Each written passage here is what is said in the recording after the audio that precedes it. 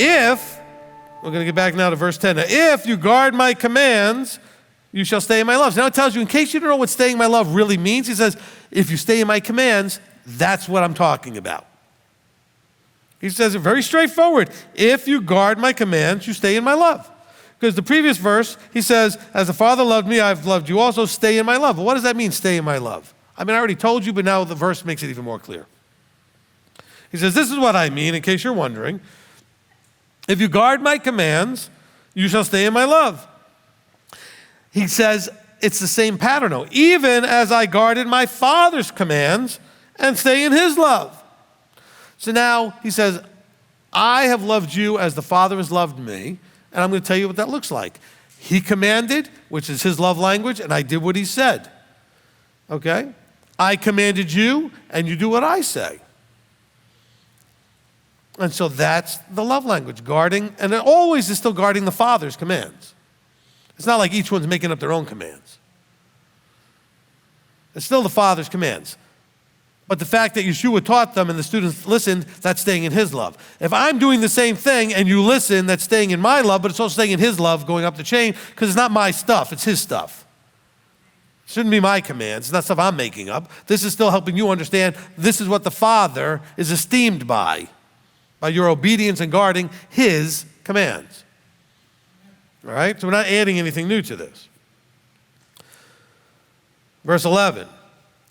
These words I've spoken to you for a reason, so that my joy might be in you and that your joy might be filled with integrity, tamim, may be complete, filled to capacity, filled to overflowing, to fullness of how it was intended. All right?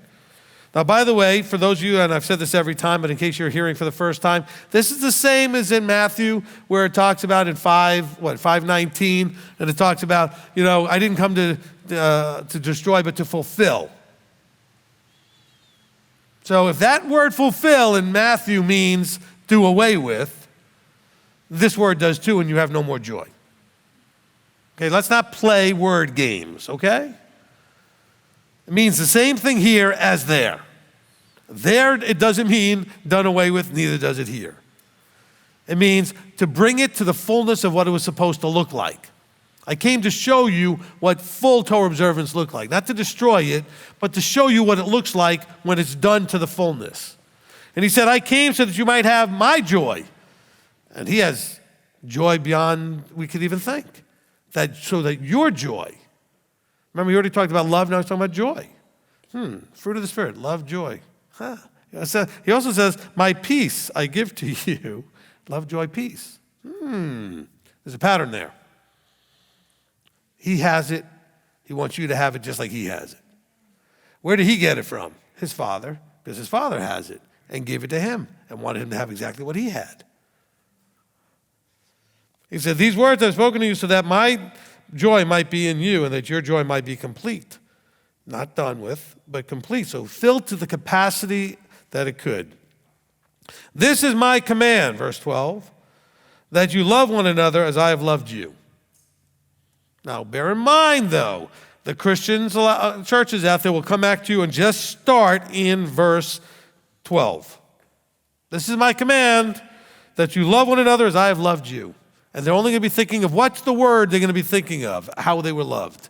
Grace. You need to love everybody with grace, because he loved us with grace, and that's what it's all about is grace. I'm not trying to be sarcastic, although I am to some degree. But I don't want to be too disrespectful. But that's damaging to their mindset. Because they don't understand. He just told you what the love he's talking about is. It's commandment, keeping, doing, guarding, etc. Okay? He didn't hint at it. He didn't hint at it. He said it absolutely straightforward. He said, if you stay in me and my words stay in you, you shall ask whatever you wish, it shall be done. And this my Father's esteem, that you bear much fruit, and you shall be my taught ones. As the Father's loved me, I also loved you. Stay in my love. If you guard my commands, you shall stay in my love. Then we get to verse 12. This is my command, that you love one another. How? By staying in the commands. Because the commands tell you how to love one another.